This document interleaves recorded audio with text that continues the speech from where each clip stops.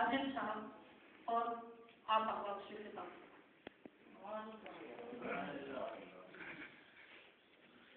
نعرہ تکبیر، اللہ اکبر، نعرہ رسالت، یا رسول اللہ، نعرہ رسالت، یا رسول اللہ، قربان اہل سنت زندہ آباد.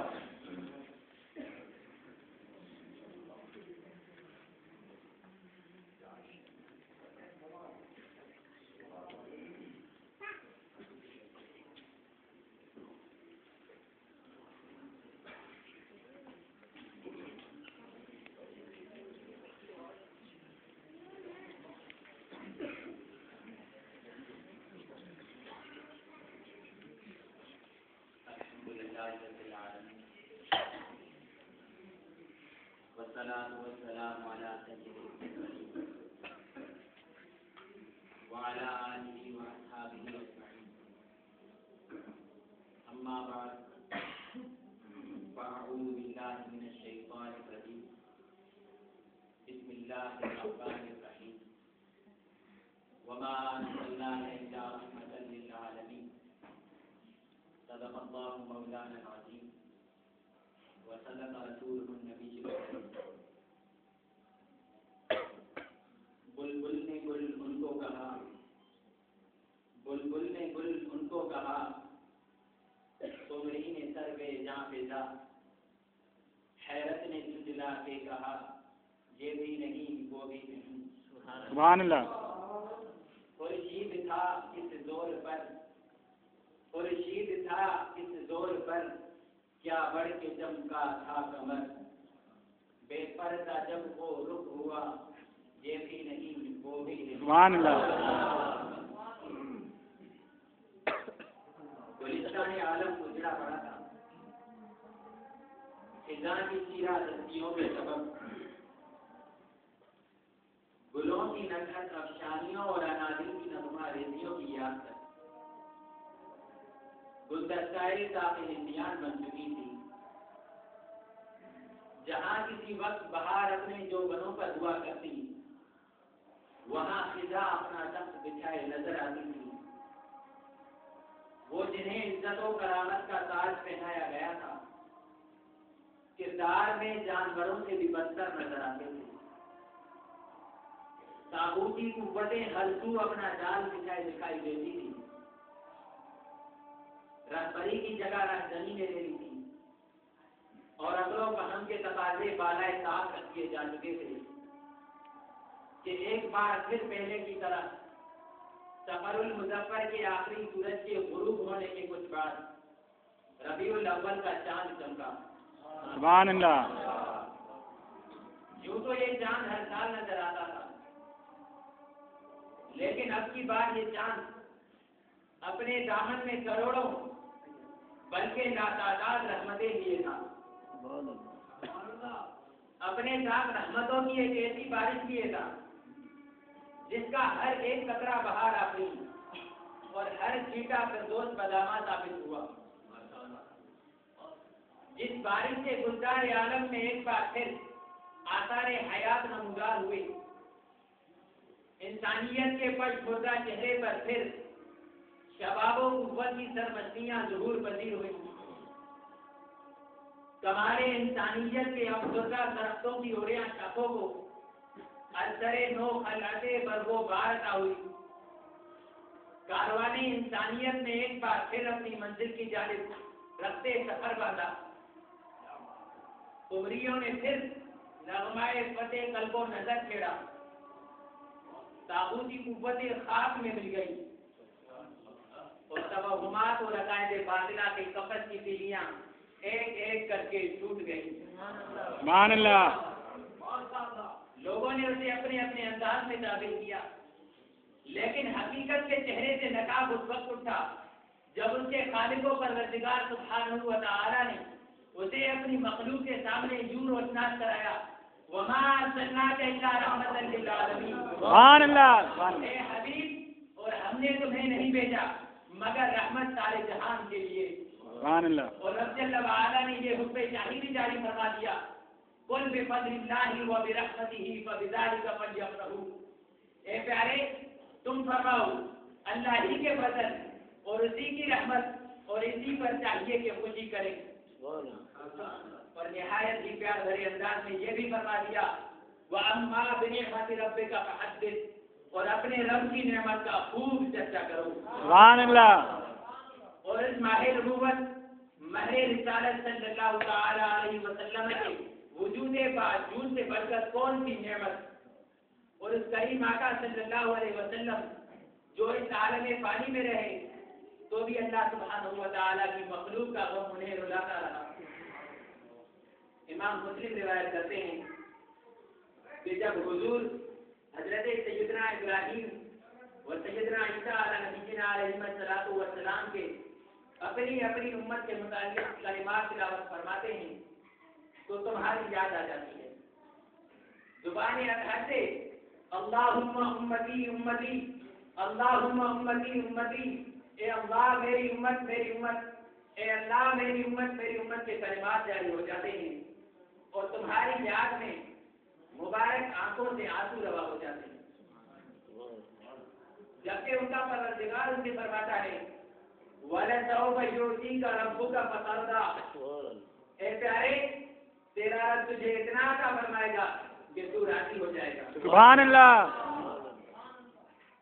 رب عز و جل اپنے اس پیارے کو راضی فرمانے کا وعدہ فرماتا ہے تو یہ حبیب اپنے لیے کچھ نہیں مانگتے بلکہ دہلوی کی روایت کے مطابق جہاں بھی تمہاری یاد آ جاتی ہے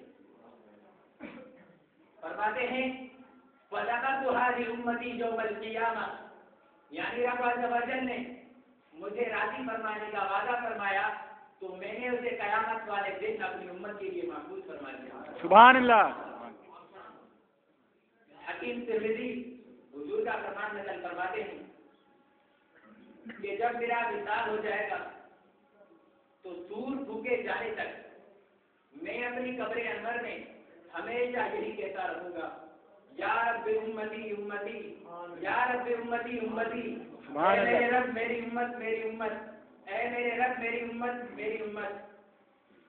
حلیت الاولیاء میں ہے کہ قیامت کے دن جبکہ سیدنا ابراہیم علیہ السلام کی زبان پر یہ کلمات جاری ہوں گے بِقُلَّتِي لَا أَسْأَلُكَ إِلَّا نَفْسِي، اپنی دوستی کے صدقے میں میں تجھ سے اپنی ذات کے سوا کوئی سوال نہیں کرتا. موسیٰ علیہ السلام عرضگزار ہوں گے بِمُنَاجَاتِي لَا أَسْأَلُكَ إِلَّا نَفْسِي، اپنی رازداری کے طفیل میں تجھ سے اپنی ذات کے سوا کوئی سوال نہیں کرتا. عیسیٰ علیہ السلام یوں گویا ہوں گے بما اکرمتنی لا اسألک الا نفسی لا اسألک مریم التي ولدتنی، اپنی جو کرامت تو نے مجھے عطا فرمائی اس کے صدقے میں تجھ سے اپنی ذات کے سوا کچھ نہیں مانگتا. میں تجھ سے مریم جس نے مجھے جنا اس کے لیے بھی سوال نہیں کرتا. لیکن ہم حسین آقا صلی اللہ علیہ وسلم کی زبان اقدس پر کچھ اس طرح کے کلمات جاری ہوں گے امتی امتی لا اسألک اليوم نفسی انما اسألک امتی امتی، میری امت میری امت، میں آج تجھ سے اپنی جان کے لیے سوال نہیں کرتا، میں تجھ سے اپنی امت کے لیے سوال کرتا ہوں. سبحان اللہ. سبحان اللہ. بلکہ وہ کریم آقا صلی اللہ علیہ وسلم خود فرماتے ہیں جیسا کہ مستدرک وغیرہ میں ہے قیامت کے دن انبیاء کرام علیہ السلام کے لیے سونے کے ممبر بچھائے جائیں گے اور انبیاء کرام علیہ السلام ان ممبروں پہ بیٹھ جائیں گے، لیکن میں اپنے ممبر پہ نہیں بیٹھوں گا اس خوف سے کہ کہیں مجھے جنت میں بھیج دیا جائے اور میری امت پیچھے نہ رہ جائے. اپنے رب عز و جل کے حضور کھڑا ہوں گا اور میری زبان پر یہ کلمات ہوں گے یا رب امتی امتی، یا رب امتی امتی، اے میرے رب میری امت میری امت، اے میرے رب میری امت میری امت.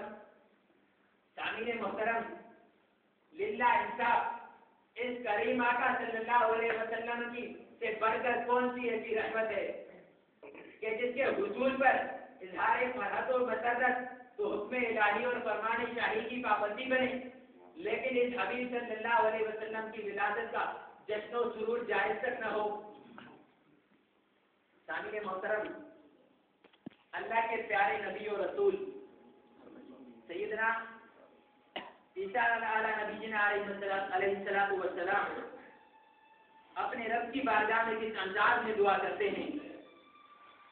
عرض کرتے ہیں اللہم ربنا انزل علینا مائدۃ من السماء تکون لنا عیدا لاولنا وآخرنا۔